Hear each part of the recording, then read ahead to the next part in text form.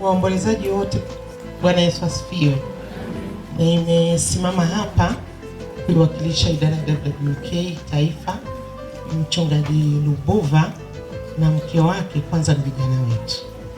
MC alijisemea yeye ni shemeji yake, mimi hawa ni vijana wetu kabisa, lakini nimesimama hapa kuiwakilisha idara ya wanawake Taifa kwa sababu Mchungaji Lubuva ni katibu wa maombi kama alivyotaja. Kwa hiyo Mchungaji Lubuva na familia na wote ambao mmefika na msiba huu, mgenzi wetu mkuu Mchungaji Faraji Hamuli na kamati nzima ya utendaji tuliweza kuwepo mahali hapa, lakini imempendeza Mungu mimi niwakilishe.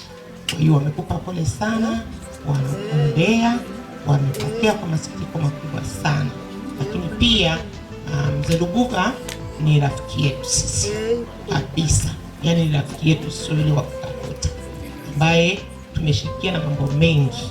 Kwa namshukuru Mungu, mimi pamoja na wenzangu wamekosa nafasi, lakini mimi Mungu amenipa kibali kushiriki mazishi ya huyu mzee wa baraka sana kwa watu ambao wamekuwa karibu naye.